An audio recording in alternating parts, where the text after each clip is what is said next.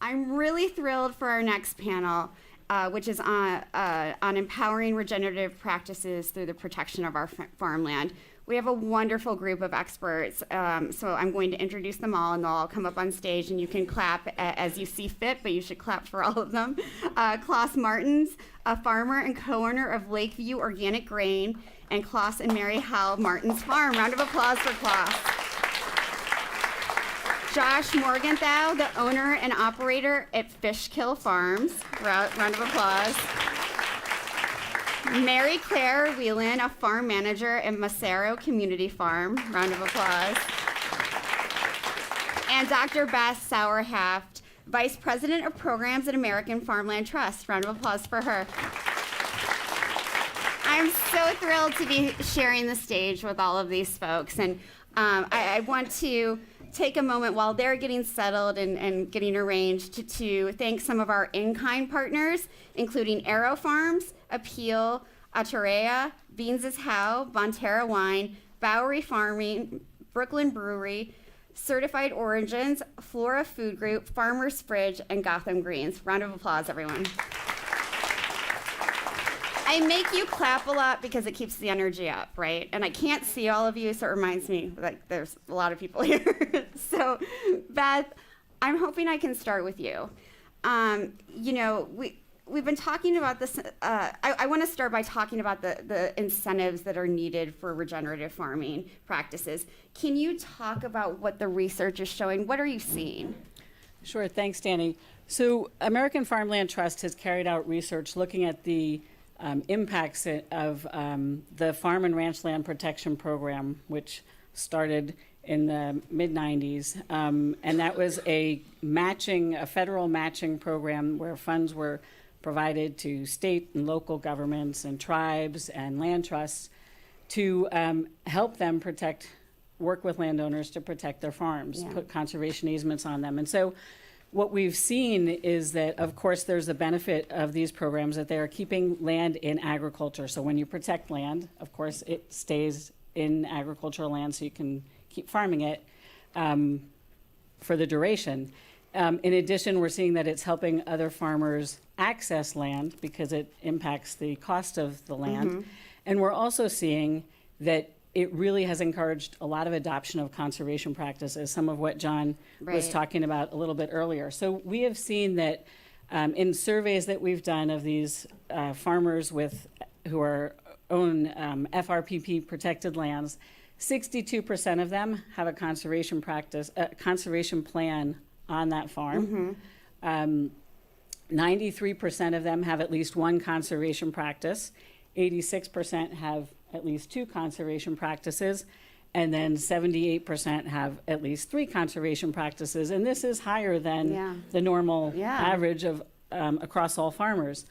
And so these are things like conservation tillage, where you're not turning over the soil in between each cropping season, or you're using a nutrient management plan, or you're putting in riparian buffers, things that are really helping to build the soil health and to build wildlife habitat, and there's other environmental co-benefits. In addition, what's pretty cool is we're seeing that 81% of first-generation protected landowners and 72% of second-generation landowners of protected lands have definitely said that having protected land status has really encouraged the adoption of conservation practices. Common sense, right? It really is. And a really cool little factoid is in the Midwest, the bread basket, the corn belt of this country, on average, for every 1 ton of corn that is harvested, we are losing 2 tons of topsoil. That's nutrients and soil health, that's sequestered carbon going down the rivers. And where's that corn going, Beth? We have to talk about that for a second. It's going to ethanol and to livestock for the most part. Yes, and yes. So it's not food for humans. I just want to make that clear. Right. It's going for things that we're all consuming, definitely. Yeah. And I think, so having thrown out a few of those statistics, I think it's interesting. We've got 3 farmers up here who have land that is protected or soon to be protected, and it'd be really great to hear, you know, like Mary Claire, how do you respond to some of those facts that I threw out there? Because you guys are living this. Yeah, thanks, Beth, and thanks for having me today. I think, you know, the statistics that you explained make perfect sense to me. So I'm a first-generation farmer, and before I was the manager at Massaro Community Farm on Wappinger and Pawcasset land in Woodbridge, Connecticut, I was the coordinator of the new Connecticut Farmer Alliance. And so through that job, I got to know so many of the producers in our state, working from, you know, quarter-acre plots in their backyards to some of the biggest dairy farms that we have in the state. And really what hit home for me through that work and through farmers just being my community, and what's really true for myself, is that I'm not like farming because I grew up on a farm, or I wanted to farm, and then climate work is something that I'm like doing on the side or need to be incentivized to do. I want to wake up every morning and go outside and put my hands on the soil and do something that is directly making an impact on climate mitigation and is working to build more resilient, more thriving local communities. And farming is just the best way that I found to do that. And I think that's true for a lot of the farmers in my generation who are getting into this work because we see the climate crisis around us, we feel it, and we want to do something about it. But that work, that climate mitigation work, the sort of investment that you have to make in building soil health, in, you know, planting perennial crops that don't just, you know, stay easily there after one season. I'm out there pulling mugwort every single year, multiple times a year. Like, I have to know that I'm going to be able to farm that land in the long term. And I have to know that the next generation is going to be able to farm that land. Otherwise, the effort and the money required just doesn't really add up. And, you know, in my work with the Farmers Alliance, I've had friends who had to pick up and move their farms 2 or 3 times, pack up their high tunnels, pack up their greenhouses, and move shop because they just don't have that stable access to land. And it's really heartbreaking, and it means that you have to start all over again. Like, I've been farming for a decade, which sounds like a really long time, but that means I've only done this 10 times. It's like every year there's something new to learn. Every year you get better at farming and at doing climate smart farming because you learn how the land responds in a flood. You learn how the land responds in a drought. And so when we lose farmland, when we lose farmers, we're just losing all this like climate knowledge from that particular parcel of land that really takes generations and decades to build up. So I love that you're using climate as your advocacy tool, right? To be a farmer. It's so great. Josh, I'm wondering, you know, when we last spoke, you didn't study agriculture, and unfortunately, and I'm so sorry, your parents passed away, and you were put in this position of taking over the farm and protecting it for those future generations. Can you share a little bit about that journey? It's really difficult. Yeah, and I think I can also kind of attest to the impact of and the importance of protecting land for instance, a third-generation farmer such as myself, for similar reasons, but in a different context. We protected our farm in, you know, so farm is a 270-acre apple orchard, fruit and vegetable farm in the Hudson Valley. Do pick your own, have a CSA, very diverse production, split organic and eco certified fruit production. And we protected the land in 2012. And it was after a period where the farm had really struggled for a long time. My father was really committed to keeping it going, but his career was not on the farm. Sure. We needed new tractors, and the orchard needed to be replanted and, you know, desperately pruned. And so we actually had a need to raise capital to fund the equipment that we needed to actually get the farm kind of moving again and set it up for a new leg of growth and success. And on, you know, that was the context. And then on top of that, in 2009, we had and I know I didn't get to share this with Klaas, but I know he has had a similar thing. We had a barn fire and lost almost all of our equipment and our cold storage and structure. And so we were really in dire straits. Sure.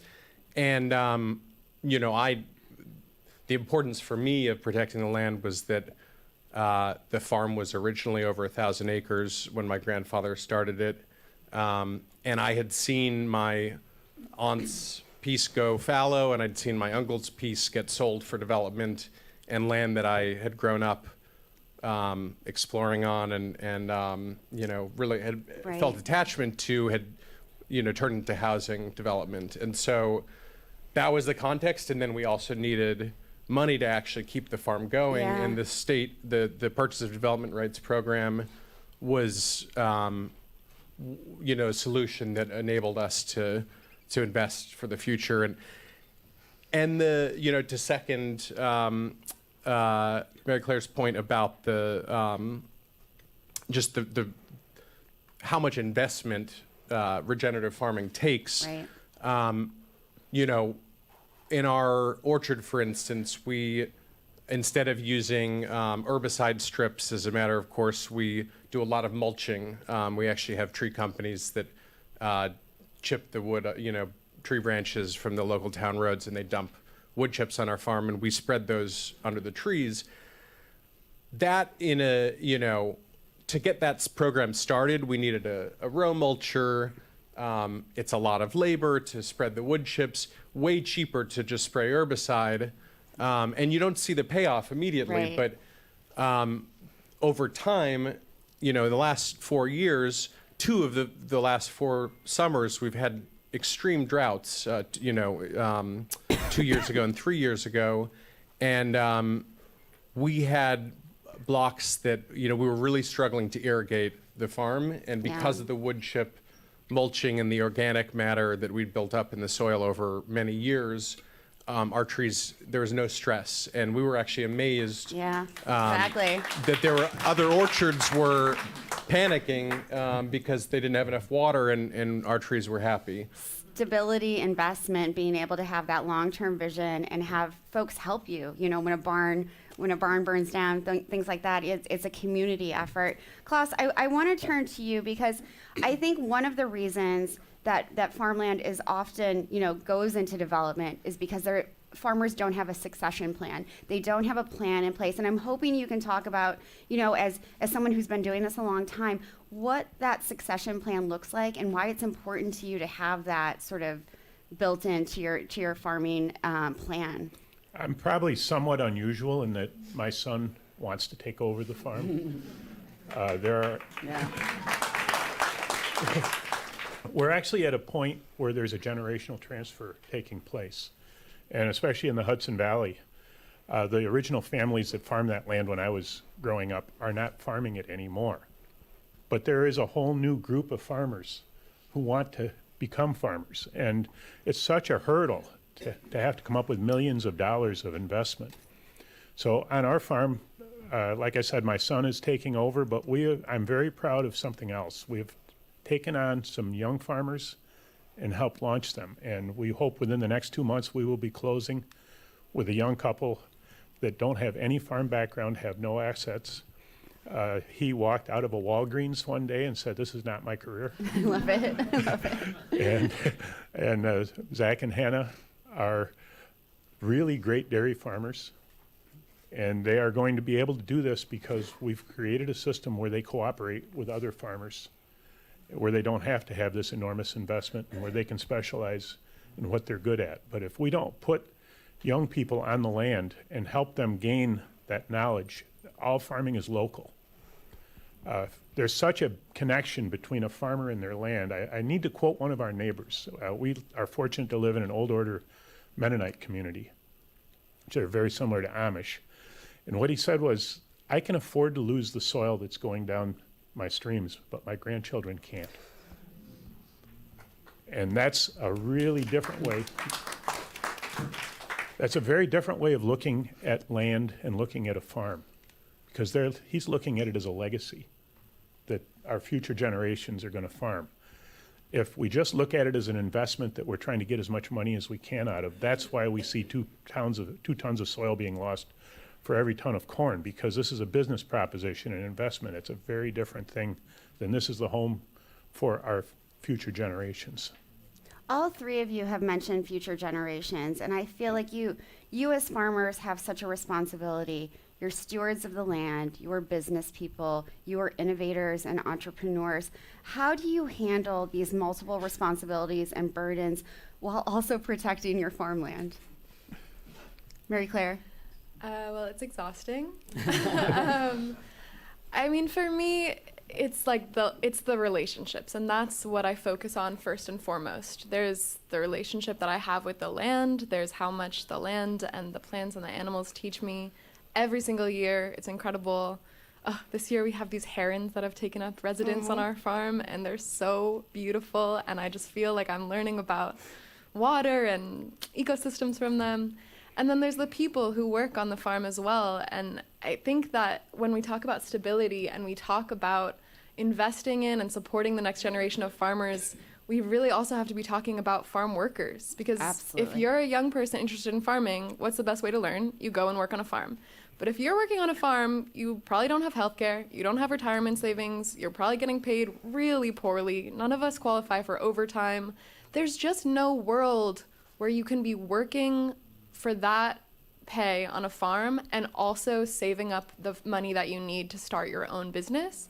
And so we're losing really skilled, really wise farm workers because you do this for 10 years and it's like, my body's exhausted, I'm broke, like, what am I supposed to do from here? I have all these skills, but, you know, people just go into other industries. And so I think you know, the farmland affordability is a huge, huge piece of it, but it's also just a matter of like wages and benefits for farm workers because these are the people who have that knowledge, and I think that's so important. Absolutely, removing, you know, the student loan debt, from, encouraging people to have health insurance, like all of these things are really needed. Josh, we only have a few minutes left, and I want to make sure everyone gets a chance to talk. What that, you know, you have such a strong burden, but you also have a great, you know, energy of protecting farmland. I mean, I think Mary Claire, it's hard to add to what she said. For me, I don't have the benefit of lots of siblings who are involved. I am one of seven siblings, and the only one who really was interested in the farm, which is a blessing and a curse because I don't have the help, but I also don't. I don't have to be business partners with siblings, Siblings which are would be difficult. its own set of challenges. But it's, I mean, for me, it's echoing Mary Claire. It's having a good team. So I didn't have the large family network to, you know, help me run this operation. So I had to find that through hiring the right people. Yeah, and that community that you've built, that's wonderful. Klaas? Our neighbors are what make our farm more successful and more resilient. And we talk a lot about productivity in American agriculture, but we don't talk about resilience enough. And it's not the same thing. We had a catastrophic fire in 2017. It burned down $1 million building. And that night, 200 of our neighbors were there. And the next morning, one of them said, "We've got this, you've got work to do." And we had a new barn standing a month later. Now that's Impressive. that's resilience. But there's a different kind of resilience, and I've only got a minute left, but climate is changing. When I graduated from high school, the farming that was done at the Mason-Dixon line is what we are doing today in New York. And we're in upstate New York. That is a massive change. Our season now is at about 6 weeks longer than it was. Now that is causing stress on plants. It has closed windows for some of the crops that were grown traditionally, has created other opportunities. But we need to be able to adapt. Biodiversity is our real crop insurance. And I really have a problem with our government cropping subsidies and program because we're using insurance to enable what I consider risky behavior on the land. And we really should be encouraging adaptation. We've got lots of opportunities now, even as far north as we are, for double cropping. We've got new crops that fit, and it's this biodiversity is what is making our farm stronger and more stable, and that's what's going to make the next generation able to farm here. in the future. Biodiversity is our crop insurance. That's the quote of the day. Thank you all so much. Please give the panel a round of applause.